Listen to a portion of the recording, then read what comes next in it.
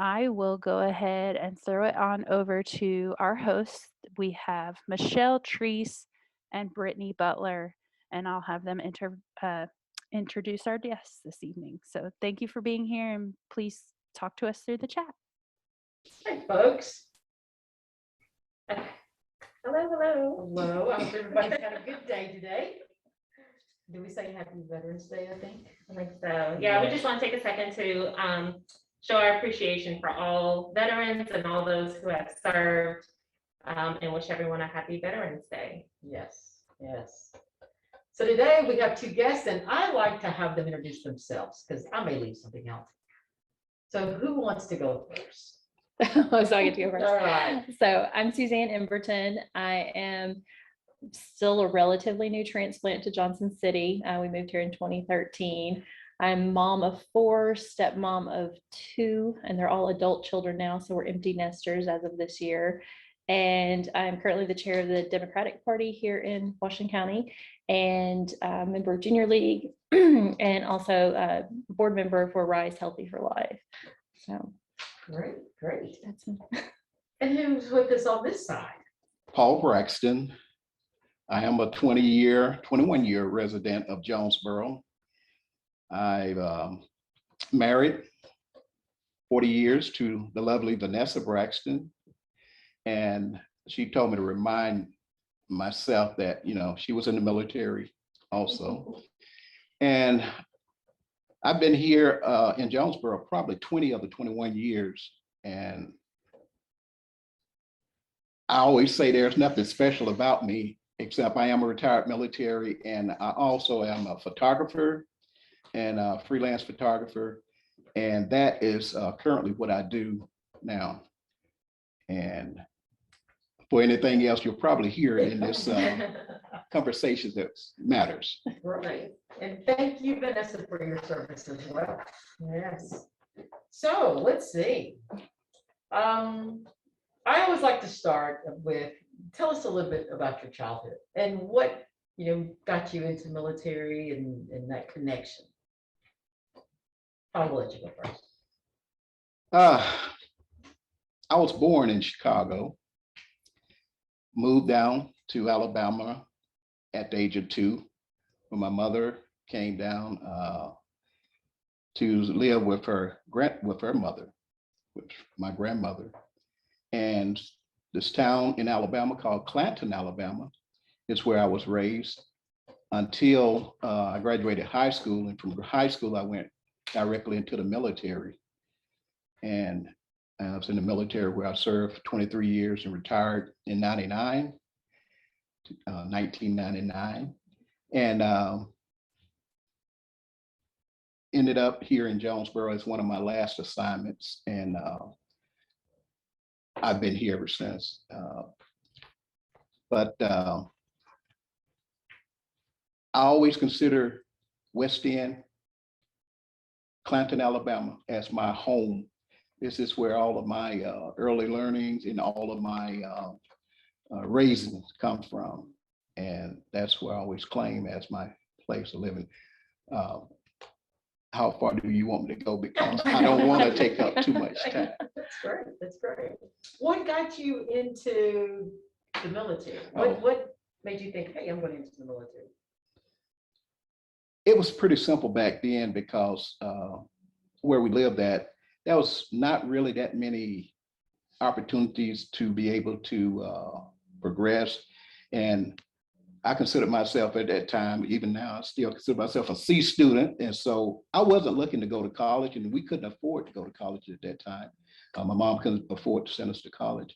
And even though I did have one brother that was in college at the time, and it was 8 of us kids that was born. And I was what they call next to the knee baby, which I was the 3rd from the end. And what got me into the military was, it was so many people at that time, right after the end of Vietnam and right before, well, Vietnam was still going on until I got out of high school, but it was the ending of Vietnam. And so it became what they call peacetime army. And so they was requesting people to volunteer. So I volunteered, and that was one of the things. I wasn't going to volunteer, but it was four other friends of mine within the high school that went, and they kind of encouraged me to go.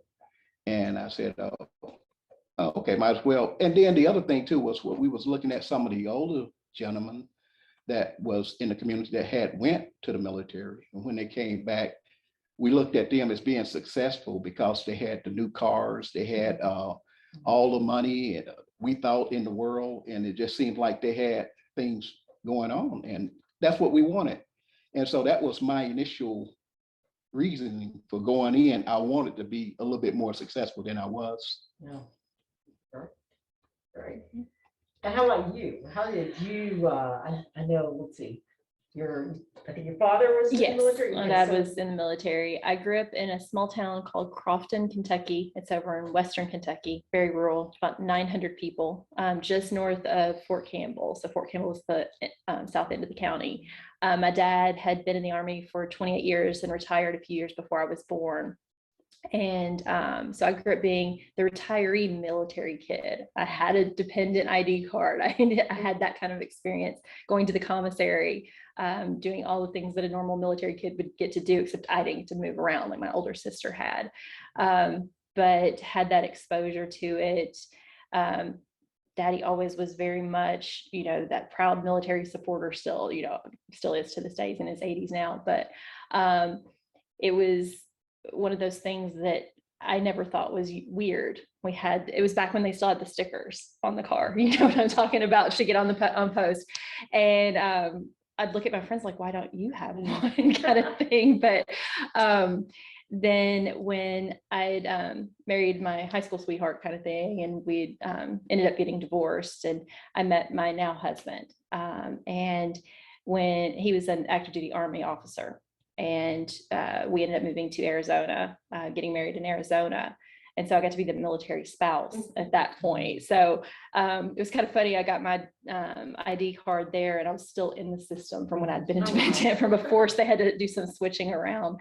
And he retired after we'd been married about 6 years. And but we moved from Arizona to Fort Drum, and then he got stationed here with the ROTC program. And he's still with the ROTC program, so we're still, fairly involved with military things there. And it's been a big part of my life, both as a child and then as an adult.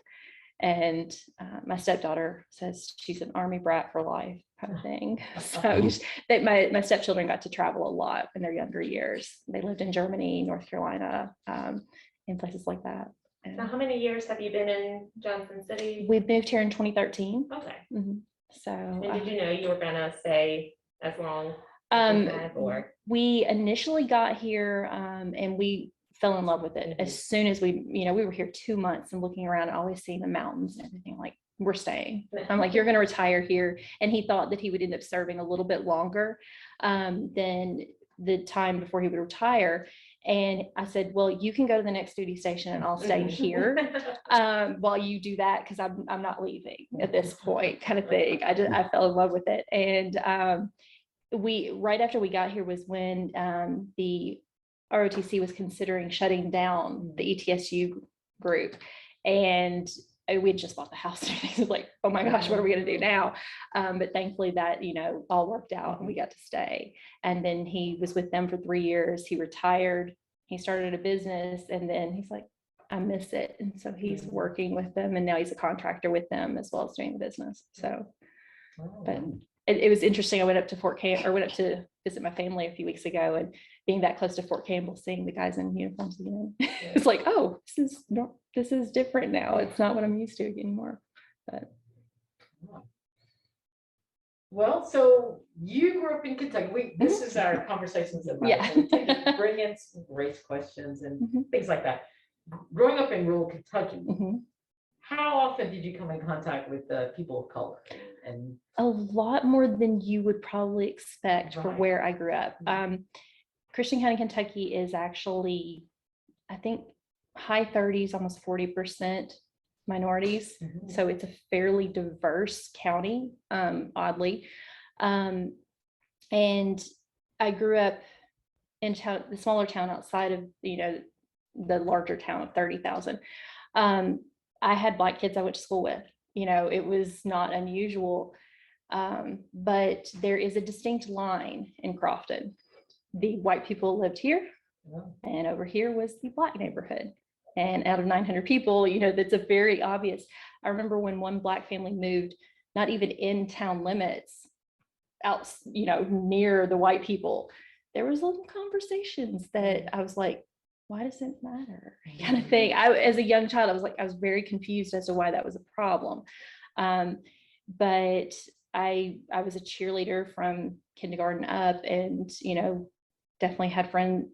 I can't say friends because my parents didn't encourage friendships of people of color. I was encouraged, you know, stay with the white kids, but there were the Black kids that we were on the teams with, but went to school with, and all of that. So it was a very interesting mix.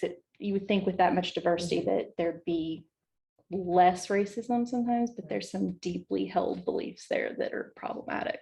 So, and the two communities, the students went to the same high school. we went to this, yeah, well, there's 2 high schools in that county, but everybody went to one of the 2 high schools there. And it wasn't divided by. Not race or when I went to Black high school. school. It had been years before, because I remember they'd done when they'd done the integration things, Booker T High School was still there where they had gone, and that was turned into a middle school then with all the changes and everything. And so some of my friends had gone to one of the middle schools that had been the predominantly Black high school back, you know, 20, 30 years prior.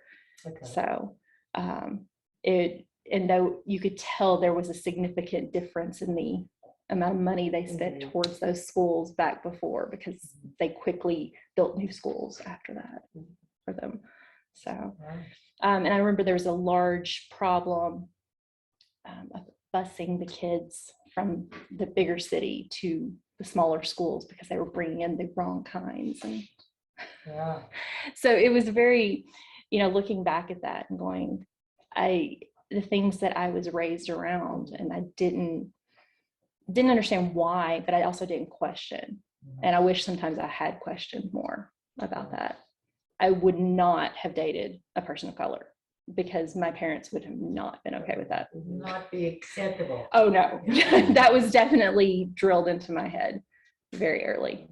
And so, you know, for the longest time, you know, seeing Black men on TV and things and feeling like, am I not supposed to think they're attractive? Look at that.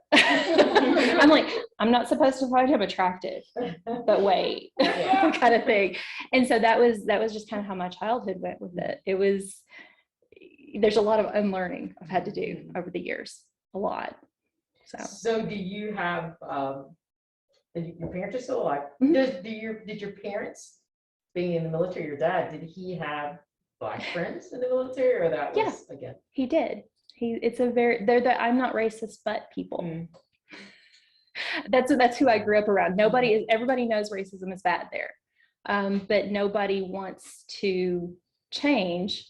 And so it's all this covert, subtle things that aren't said out loud. Is it still like that? Oh yeah, very much. There's some of it's better. There's times it's better. But yeah, there's still a lot of the underlying thing there. But my dad would talk about people he'd met in the military over the years. And, you know, he's like, yeah, I had this Black guy that I worked with, and he was talking great things about him. But then he would go and say other things about Black people as a whole. And I'm like, how does that work? How do you balance that? Because he thought the world of someone he knew, didn't matter with their color, but the other people outside of that were not the same for some reason. You're not like the others. You're not like the others, or something like that. Yeah. So it was definitely a unique thing to see that, because he was exposed to plenty of diversity. You would think that would have helped, but childhood runs deep sometimes. So. How about you, Paul? You grew up in Alabama. Now I'm thinking with my views of Alabama, there's a lot of Black folks. How about your first encounter with a white person? You know, I thought about this, and I always say I really didn't have a per se encounter where there was a issue where, because it was almost at the time that I came up, it was almost understood that there were certain rules. And the Black community that I stayed in, they pretty much enforced it. Don't do this, don't go here. Make sure you be back before the street light come on, this, that, and the other. A lot of that stuff, you know, I just thought it was just parents being parents or the community being the community that it was and stuff like that. And we hear about things that was going on, but it really wasn't happening in our neighborhood. Right. And everything was like, be careful when you go over there. Don't go by yourself. Make sure you go with somebody else. And but as far as a personal encounter, I feel that I always had some decent encounters because I was actually working. I got hired to work at this little store at 12 years old that this white man owned, and Floyd Gray, I just remember him, his family, and that owned this store, Floyd's Trading Post, by the way. But it was different. I just had a little small job in the evening to put the sodas in the soda box, sweep and mop the wooden floor, take out the trash in boxes, and burn them in the barrel out back. And I would get, 50 cents. I started out getting 50 cents a night, moved up to 75 cents and on up until I became a regular employee. And it was just making the same amount as everybody else was making. And I didn't realize it, but they was dependent upon me because I could do almost everything in the store. And I remember a time when I first started, I wasn't able to accept money from a white person. Like physically. Physically, I can't get money from a white person and make change. I would bag the groceries, but I could do it for a Black person. And but probably about a year later, I was able to do that. And I never really thought anything about that. And my sister reminded me, said, Paul, do you realize you were the first Black person that was able to make change for a white person? I said, oh, no, I don't believe that. And it's still hard for me to believe. And, but the community itself took care of itself. And when we go outside of the community, as I could go up to the store, I was pretty much accepted by everybody. And there were some skirmishes with white and Black at the high school, junior high school. But for some odd reason, I was never involved in anything like that. And I was talking to my brother earlier today, and I said, I really, at the time, because of the years, we didn't know what racism was. We just felt that that's just the way it is. And that's what people, a lot of people expected. And a lot of times when someone get in trouble, we would think that they broke the rules, or they were somewhere they weren't supposed to be, or they did something they weren't supposed to do. At that time, that's the way most of the time I thought. And but as I got older, you start realizing things. I mean, I really didn't have a clue, believe it or not. I hate to say this, but I didn't have a clue between the differences of a person of being Chinese, Japanese, or Korean. I didn't know anything about that until I went in the military. And we had people from all these different countries in the same units that I'm in. And it confused me because what I've seen on TV, it was always the Japanese, always the Japanese, always the Japanese. And then I found out Chinese, Japanese, Korean, but they're not all the same, And so that was an eye-opening experience for me when I first came into the military. And from that point on, I realized that it's a lot of things that I don't know. And but as far as racism being a personal thing, I never really felt it. But as I got old, I realized what was going on, but I didn't know what was going on then because it almost felt like we was protected in our community, Right. not to even say anything about certain things or just live and let live, Right. basically. So when you took this job at age 12, I'm trying to figure out how old you are. What was the time frame? Was it the early 60s, late 60s, the late 50s? Because I don't know. How old are you, Paul? Well, to tell you the truth, I think it was in the 60s, late 60s. Let's see, if I would be, I have to be 65. I am 63 years old. Okay. I'll be 64 in January. And I'll tell you the reason why I asked that, because your perspective that you just mentioned is what I feel. I was born in 1960. Mm-hmm. And I never had that, oh my gosh, racism. But when I started school, you started school probably right at integration. Mm-hmm. Well, It's interesting. I never had that either. We got integrated at the seventh grade. Hmm. But what was unique for me was I went to a segregated school in the first grade. And in the second grade, my mom decided to send us to a Catholic school, which was about 20 miles from our city into another city, county. And all of the father and that was in charge of school, he was white, and the different nuns was white, but they did have some Black teachers. But it was a segregated Catholic school, so to speak. As far as students was concerned, there were no white students. It was just all Black. And yes, but that was, and I went to that school for up until the 7.5 grade. That's a different story. That's another story. You gotta look for 'em.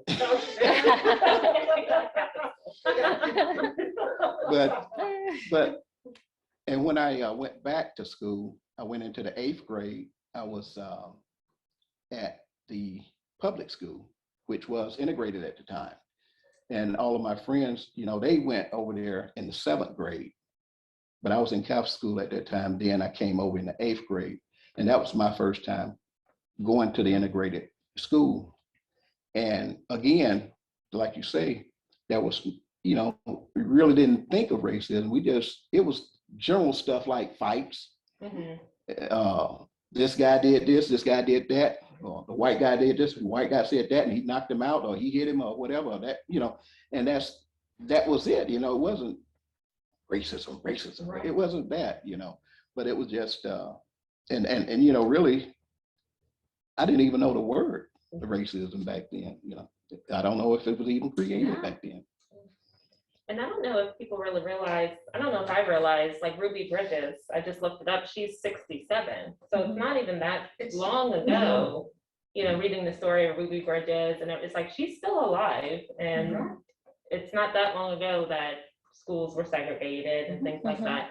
And so, Suzanne, I'm wondering, like, in schools, do you remember hearing it? Like, what messages were you getting from schools in terms of any, like, Black history education or? Little to none. Little to none. I mean, we had, of course, the Southern revisionist Civil War level stuff, but can you explain that? I don't know that. Okay, so the revisionist history, the glorified South, of how great the South really was. It was states' rights. Well, nobody really talked about what the states' rights were about. Any talk about slavery was very, very minimal. It happened, but not. It took me well into my 20s to really start learning about the repercussions of the Jim Crow era and things like that. I honestly had no idea why, because people would talk about, like I said, that one school was the Booker T High School at one point. I don't think I ever put it together until I was late high school, starting to study history a little bit more on my own outside of school, as to why there was such derision kind of looked at why that school was a problem for some people, when they made it a middle school, people were kind of snotty about it. So no, it was these things were kind of just, they talked about a little, but we didn't talk about. The other thing that looking back that just floors me, absolutely floors me, the next county over is the Jeff Davis Monument. Have you ever heard of this in Kentucky? It's a state park. It is like a Washington Memorial, big tall pillar, white pillar, dedicated to Jefferson Davis. He was the president of the Confederacy. Oh, Big, huge park layout of this. We go there for field trips. still there. Still named after him. That was where he was born, in this little town. He has no connection to Kentucky otherwise. He was born there, moved before he was like 5 years old, somewhere else. And they decided to build him this humongous statue or big monument like the Washington Memorial. And looking back now and saying, the Black kids I went to school with had to go there on field trips and learn about the president of the Confederacy as if it was something to be memorialized that largely. I'm just flabbergasted still now to look at that and go, what were these people thinking? What were the parents thinking about having to sign the permission slip for their kid to go to this? And I just don't get it. But that was not unusual. And I don't honestly know if the other kids, the Black kids that I went to school with, really put that together at the time too, because we didn't have that exposure to the history to know what that really truly meant. For the longest time, I didn't really put it together that he was the Confederacy. That's the bad side. That's the losing side, that he was the president of all of that. It was just a beautiful park and a pretty monument, and it was a neat place to go. It was a field trip. Kids love field trips, kind of thing. So yeah, no, we didn't have that. I was an avid reader. So thankfully that gave me exposure to cultures and things outside of what I grew up learning. And I really loved history. So I was constantly devouring books about history. And that helped me, especially my late teen years through my 20s. That's when I started having that exposure to things in college classes and further on, of going, there's some problems. There's some big problems, kind of thing. And seeing that and growing out of it. So it was a unique experience. Yeah. That's that, I don't want to open up a can of worms, but I'll crack it a little bit. Yeah. It's that idea. I'm not going to tell you all of this. I just want you to know that this is a great man. Yeah. So we're going to educate. He's a good guy.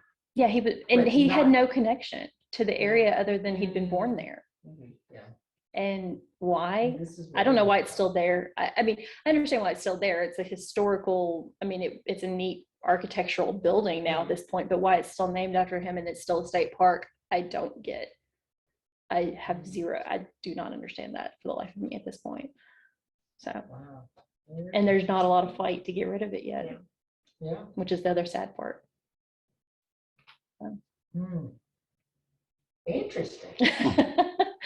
So school-wise, let's see, you went straight into the military right after high school. Yes. And how did your folks react to that? Were they? Oh, they loved it. They loved it because it was one of those things where I'm going to be on my own, and I have discipline and all this other good stuff. But if the military was more or less an honorable profession at that time, where you go in, well, it's still an honorable profession, but it was the community itself really revered the guys that went into the military to sacrifice for the country. And it was a lot of veterans that came back from Vietnam and had retired and stuff like that. Some of them was injured and stuff like and you know, but they encouraged us because it was almost like there was no, if you didn't go to school, if you didn't go to college, or if you didn't go to work somewhere, I mean, be able to get a decent living wage, then there was really nothing except for little small jobs. And it was a big agriculture town. And so there was always positions for people to pick cotton. I picked cotton. Wow. About 12 years old. And peaches, cantaloupe, watermelon. So that type of work, manual labor type of work, was always there. And most of the African Americans was the one that did it until, you know, we got modern day machinery and stuff like that now. And the families felt that if you don't do anything, if you stay there, you basically, you're not gonna progress, except for there were certain jobs that you could progress, railroad, working at the dam, working for the electric company and stuff like that. But those jobs came far and few between. There was a lot of nepotism in those particular type of jobs. So it was very hard. And so my goal was just go in the military, 3 years, get me a car, come back home, and be like those guys that I had seen before. But, you know, once you get in, I saw something in it that really made me think about, what if I go back home? What I'm going to do, you know? And it was like one of the first times, other than playing sports, organized sports or something like that, that you were given a responsibility. You were in charge of something, or you was responsible for somebody, and they depended on you, you depended on them. And it gave you a sense of pride to be able to have some sort of say-so in how things goes. And not that you have all say-so in it, you know, Right. but it, you know, you have a responsibility, they give you a task or a mission to do, and okay, it either fail or it succeed. No matter who failed, it comes back to you if you were in charge, you know. And but it gave me something that I never had before, a sense of leadership, a sense of responsibility, and a sense of pride. So that and it was almost like, remember I said earlier that it was 5 of us that came in at the same time, and we always asked each other the same question: are you going to re-enlist? Are you going to re-enlist? Are you going to re-enlist? And we was when we first left basic training, AIT, basic training, AIT, advanced individual training, 4 of us went to Germany and 1 went to Turkey. And again, culture shock. Going to Germany, speaking of history, learning in history, and that's why I think it's so important that people get the real side of history.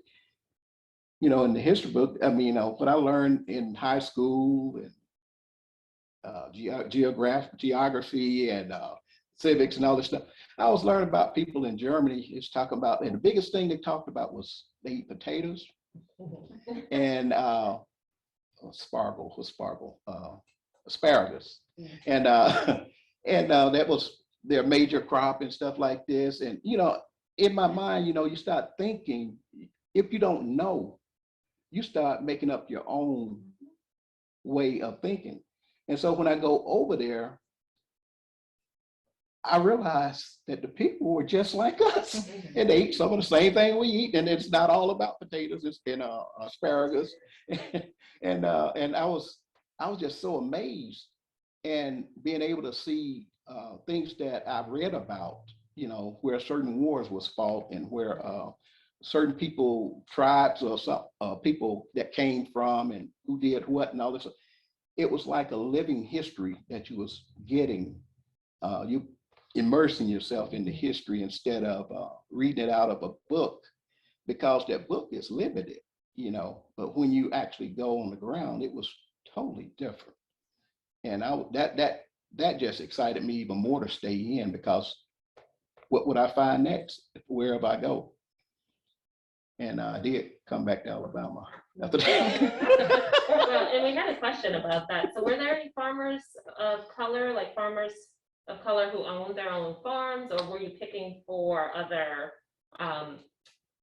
farmers, white farmers and working for, I guess, non-people of color? Most of the kids, I stayed in the housing projects of the community and what they call West End. And most of the kids that's in that area, they actually worked for the white farmers. And the farmers that had their own farms, the black farmers that had their own farm, and it was very, a lot of them that very successful. But one thing about them, they had a lot of children. So they didn't have to hire out nobody. So they had their own farms, from dairy farms to the same as everybody else, you know, watermelons, peaches, cotton, and everything. And they had a lot of land. And that's one of those things that they're still fighting now, where they was, you know, with the big lawsuit that the farmers had, where they couldn't get some of the loans from the USDA and stuff like that. Some of them are still part of that lawsuit, but that was the biggest thing about that. Most of the families had a lot of children, and if they didn't have children, they had a lot of kin, and they worked the farms. I'm still learning today from some of my classmates that they were chasing cattle, or they had to deliver eggs and stuff like that to these, because they had contracts and everything like that to be able to deliver so much milk, so much eggs to these big corporations and stuff like that every day. And and I didn't even know these kids was going through all that. I always thought that, man, they got it going on. And but it's amazing what you learn as you get older. My high school class, we have a group. We've lived in that community when we grew up, and most of us have gone away, but we still maintain contact with each other. And we have a monthly Zoom call and everything to keep in contact with each other, because my class was a very close class, and they good people. I can't say enough about them, but anyway, let me stop. And these are the folks you met when you integrated into the 7th grade. From that Yes. on up. Yeah. Well, no, I knew them when I was 2 years old. Oh, okay. And on up, you know, so we was in that same community all the way up until we graduated high school. Then we departed for different locations, school, military, or whatever. That's fabulous. Yeah, that's pretty cool. That's pretty cool. Were there, I know at that time, were there like ever any integrated relationships between the students and things during that time, or was those lines also very defined? Even being in integrated school, I guess. It was, I couldn't tell you if there were or not. And, but I know it was really, really not acceptable in that during that era. It was not acceptable. I was in the 80s, and it's in 80s and 90s, and it still wasn't in my town. You know, there was still people that looked at it funny. So yeah. Suzanne, I was going to mention that I got some of the same messaging, you know, growing up in the 80s, 90s. But did you ever, so we talked a little bit about this before, but have you looked into your genealogy and where, and so what areas were your, I guess on both sides, your family from? Pretty much my family has, when they arrived in the States in the 1600s and 1700s, were Virginia, North Carolina, then up through Tennessee, but ended up in Western Kentucky in the early 1800s. And stayed. They're both sides of my family there. But I've done my DNA, and I've talked to Brittany about this before because it's absolutely hilarious to me. I have the DNA of it would make a white supremacist very happy. I am very, very, very, very white. White European, the Great Britain, England, Scotland, Irish, a little bit of Northern France kind of thing. That's the mass bulk of my DNA right there, is all from there. There's nothing interesting. There's not a drop of anything interesting in there. I've done my genealogy all the way through. Everybody matches who they're supposed to. I've only hit one stumbling block. There's every family, I think, has that great-great-grandmother being the Cherokee princess story. I do have, there's a rumor that my dad's grandfather's grandmother was half Cherokee. I've hit a stumbling block with her. So because of the stumbling block and the area they were in, there's a slight possibility, I'd say about 50-50, that she actually was half Cherokee. But that's diluted in the DNA so much it's not even showing up at this point.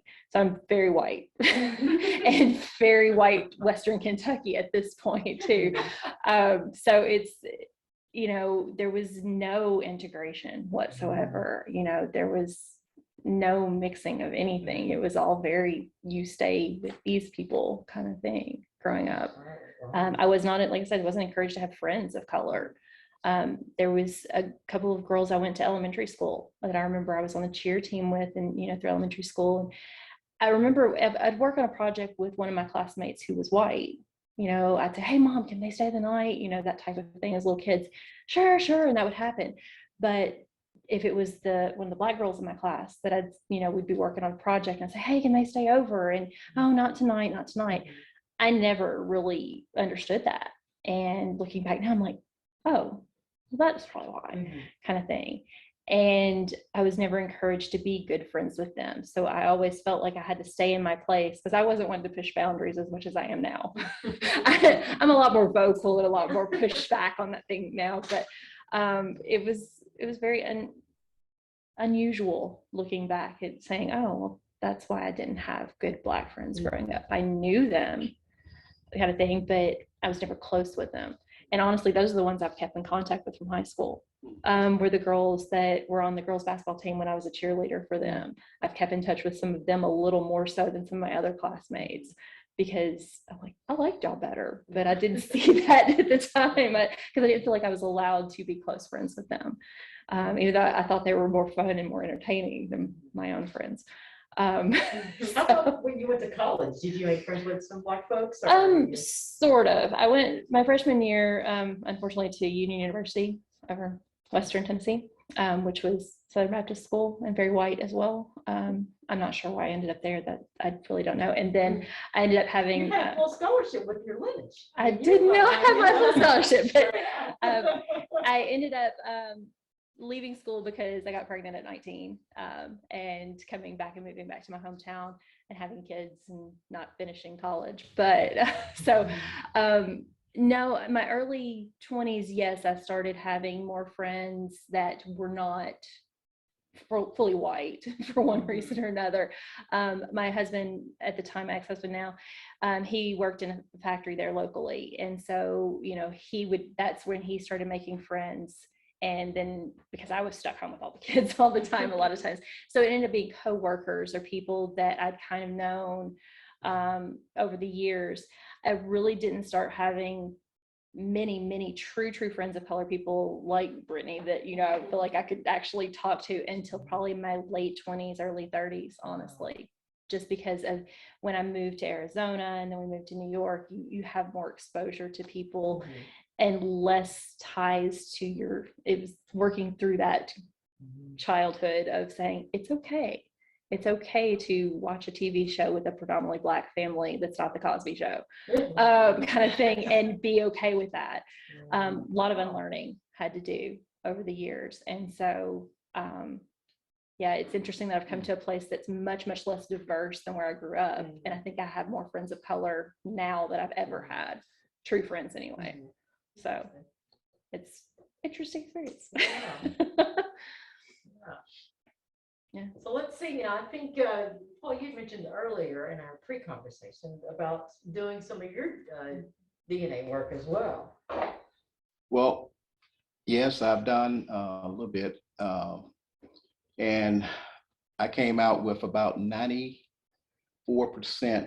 sub-Saharan African, sub-Saharan African, and from the countries of Nigeria, which is pretty much most of it, 30%, and Ivory Coast, 10%, Benin, and several other places. But it is interesting. I have some, what is it? Northern England. Okay. And my name is, I found out, was an English name also. But one thing I found out as I was doing my DNA, I had a funny story I mean, a weird story that happened. I had done DNA on my mom's side, and I found that everyone up until my third great grandmother, they all came from Coosa County in Alabama, came out of Coosa County in Alabama, which is probably about 30 miles from Clanton, where my mom moved. And a lot of the families moved into Chilton County, which was Clanton. And I got to the point where I was looking for my fourth great grandparent. And I came to what was known as slave schedules. But it was three brothers that owned slaves, and I don't know which one would have been. And all of them had a child about the same age that she would have been.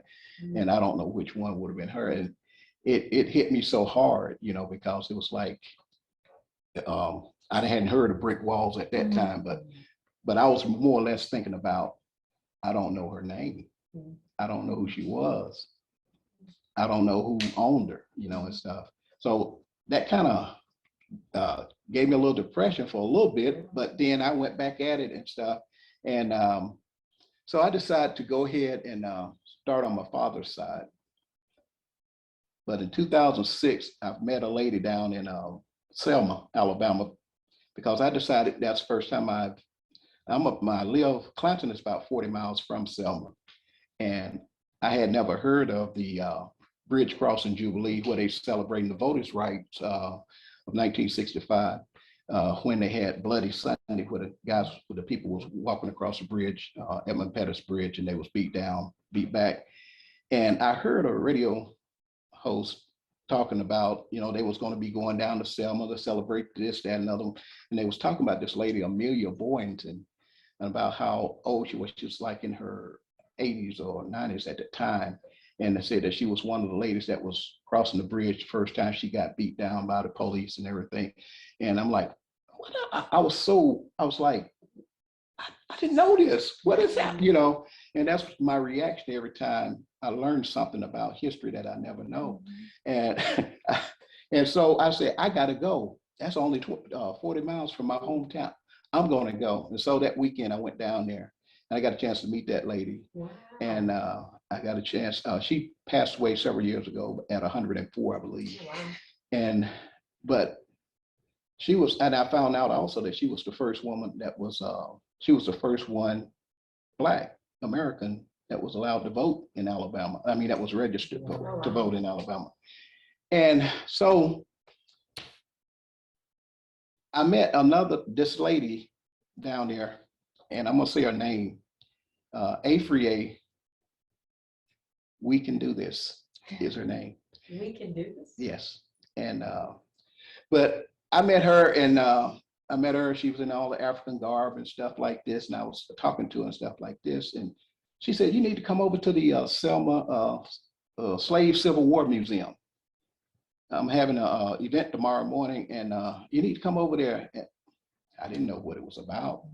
And so she had this group of kids, mostly white kids from, I think, Wisconsin or somewhere, that had came down during that weekend, and they was going through this slave Civil War experience. And she said, yeah, come on in. Yeah, don't worry about it. I got you. And I didn't have to pay. So I went in. And so she took us from an emotional journey from Africa to America, and brought it all the way up to today's situation and everything. And it was very emotional. But anyway, she's asked me what I was going to do later after that. I said, I'm going to go across the bridge and see what's on the other side. I've never been over there. And she said, when you come back, tell me what you seen. And I came back and I told her, trying to make it short, I saw the moss hanging from the trees underneath the bridge, and it made me think about people hanging. And she said, she looked at me real serious. She said, Paul, you know what that is? He said, that's your ancestors trying to communicate with you. Yeah. Wow. And I said, this lady, in my mind, this lady is crazy. I'm never coming back down here. But that was 2006. And in 2012 was 2011 when I decided to do my father's DNA. thinking that he was from Mobile, but I found out from my father, grandfather, my great-grandfather, and my great-great-grandfather, they were all in Selma. And that floored me. I had to go back and tell her about that. And but yeah, my great-great-grandfather was from Virginia, and I found him on the he was born in 1780, and I found him on the 1866 colored persons inventory in Selma, Alabama, Dallas County. That's amazing. That's cool. You have more cool people in your family than I do. I have a bunch of farmers that didn't really do anything exciting. That's all that is. So they weren't really in touch with like history side of things. They were fairly boring. Wow. But It's amazing. Isn't that amazing when you reach out to that and find stuff? Because, you know, forever, I think, Black folks like, I don't know, slavery, nothing, you know, unless you've got somebody in your family to verbally tell you, hey, there's nothing. And with this DNA stuff, man, it's pretty impressive. I did mine, and you know, there's lots of. Actually, I would have to be on the other side of the camera to talk about mine. But. I like to get on there, and if I'm going through my DNA matches, and I've tried to pinpoint with if I see a person of color that shows up in their photo, I'm like, okay, wonder how I'm related to them, because that proves to me that yes, some of my ancestors did have slaves, in my opinion. Because of that, I haven't found any definitive like paperwork yet, paper trail, but because they were farmers, the areas they owned land and things like that, I'm pretty sure they did, but I haven't found it specifically yet. But and a lot of times you'll have, you know, the two sides of the same last name, right? The white side, the black side. And so. And I'm very interested. It's one of those things, if I had more time, I'm hoping maybe when I retire to really dig into it more and see more about it, because I know how hard it is for people of color sometimes to find their ancestry, and sometimes with DNA, I know where I'm coming from. If I can match you with your matches and all that, I can help you figure out where your connection to that is. And so if I wasn't always working and always busy, I think that would be one of my things that I would absolutely love doing, working with that and figuring it out, because it's so fascinating. I did my DNA search, and it connected me to a section of family that I didn't know anything about. And a member of that family has done extensive work with DNA, and she was able to trace our family this is on my biological dad's side, our family all the way back to the actual slave ship that came in, which is pretty amazing. And then growing up, I'd always heard that my great grandmother was quarter Cherokee, so I expected to see Cherokee in my tooth. Nothing, right? But I've heard that Native Americans do not freely share their DNA. So I think that's the stopping point, which I appreciate that. But there was a connection on my DNA to, it's kind of like all of a sudden, boom, if there's some connection along the coast of North Carolina or Virginia coast, which is where the slave ships come in. So there's that link that you can get a little bit. And there's, as you know, DNA gets better and better, it also helps with tracing that, because you can find your matches easier, which is really, you can start saying, okay, this person matches this cousin, and this cousin, so I'm pretty sure they're through this line here, and you could start putting it in there. Even if you can't find the paper trails, you can start finding that better. So it's a pretty cool scientific thing that fascinates me so much. So one other thing, Paul, the secret's out that you also portray a buffalo soldier on occasion. Yes. How did you get connected to that? Somehow I came down and I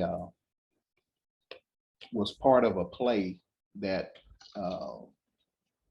Jules Courier and others that was with the, what was the name of the organization? I can't remember. Performance International or something. And they came and they did a play about the residents of Jonesboro. And the play was designed to be able to bring the community closer together, because a lot of stories come out of Jonesboro, but a lot of people don't know what's going on with the younger generation, what's going on with the older generation, what's going on with the various races and the groups in the town and stuff like that. So what this play did, it kind of brought everybody together. And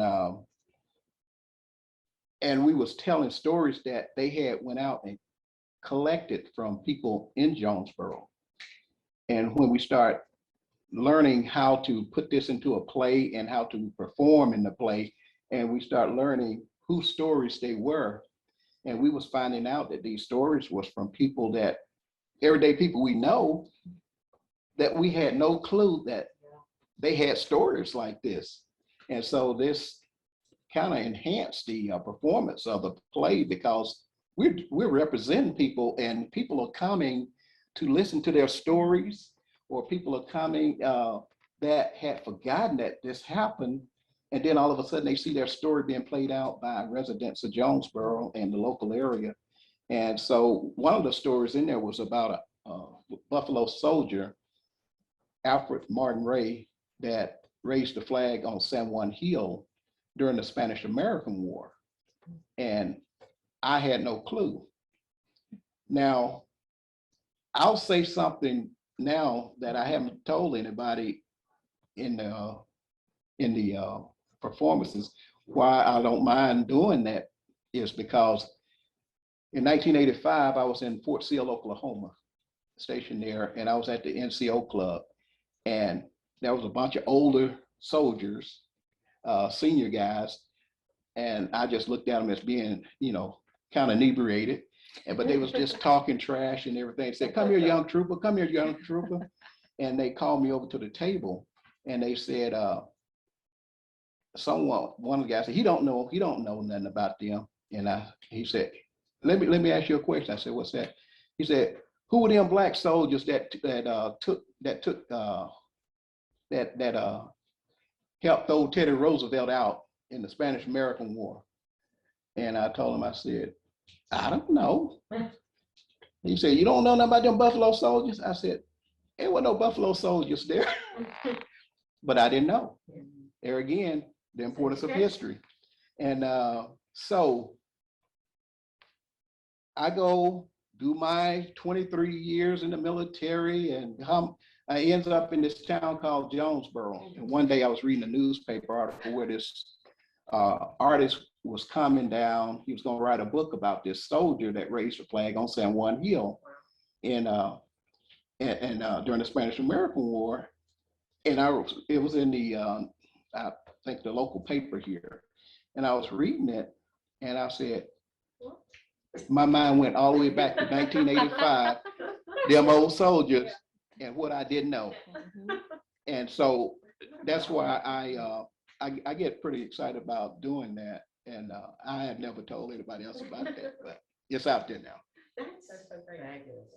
Yeah, I was exposed to hearing about the Buffalo soldiers when we were out at Fort Huachuca in Arizona. Yeah. I heard a lot about them there. That's one of the things that I was like, well, that's something I never heard before, and learning about too. Because it's like you don't know what you don't know a lot of times growing up, because you weren't taught anything remotely about it. And so many things, the Tulsa riot and all of that, and the Tulsa massacre, all that stuff, just in the past 10 years or so that I've heard about, and I too thought, Ruby Bridges was like ancient history. And, that's not true. And even I think there's actual video, film video of Harriet Tubman speaking in her, very, very ancient years.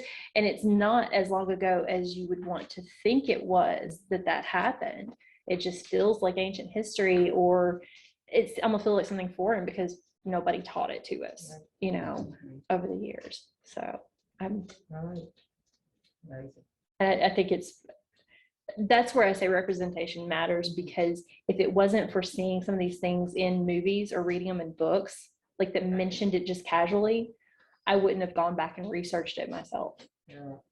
So seeing that kind of stuff, you said because you were exposed to being in a play, but that would have been something like, I think one of the things that I started researching, like the Jim Crow laws, was watching The Help the movie, then I read the book, and then I go and I'm like, oh my gosh, this is absolutely fascinating. And, you know, reading about this actually happened. It wasn't that long ago. The Hidden Figures story really just got me all of that, because I'm a tech person. That's what I do for a living, is tech stuff.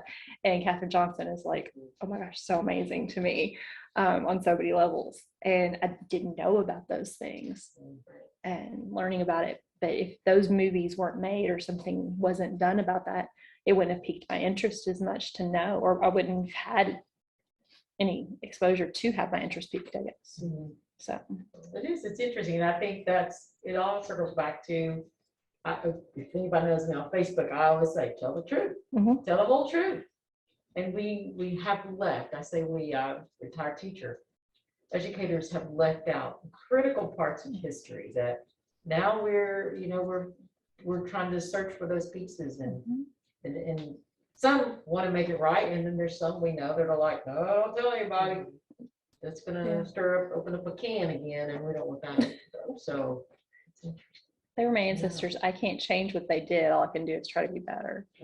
So, well, we are at 8. That's fast. That's pretty fast. Yeah. So do y'all have any last questions for each other before we wrap up? I just want to know if I can, sit around and talk. You'd love my husband. You and my husband would sit around and talk for Army stuff for hours. So. You sound like my wife, because she say, I don't know what you're nervous about. You could say anything. You could talk. You talk. But your childhood, even being a difference in ages, there being small towns, sounds very similar to the small town where the military was. That, and I, definitely will. Have interest in hearing more and seeing that commonality there. Yeah. So, and I would have thought, if anybody's going to go to a Catholic school, it would have been you. Oh no! And you're going to the Catholic school. So I think there's going to be a story about you, Paul. I'm not sure. Yeah, we'll have to hear the story about that. But no, I think I was just wondering, how did you guys ever go to Germany? And how did he did? He and his ex-wife he was stationed in Germany when he was married to his ex-wife, and his children were small. Okay, they so were there. okay. I didn't. My dad and my mom were. Very last duty station really of theirs. My mom basically made my dad retire from the Army because she hated Germany so much and wanted to come home. They weren't living on post, and she didn't speak any German really. Daddy tried to actually learn German, but mom didn't, and she freaked out and was unhappy and depressed, and they'd been there less than a year, and she's like, you need to get me home. I can't do this anymore kind of thing. He loved it, but so I hear stories about that and grew up hearing about Germany from him all the time. It's amazing too. I spent 3 tours in Germany. And each tour was 3 years, so it was 9-year total. And the thing about Germany is, it don't matter when you go back. It's been so established that you can go on the same roads you went 10 years ago. And stuff like I have been to Germany. I did go a few years ago to Germany, and we took a train through, and we stayed in Frankfurt.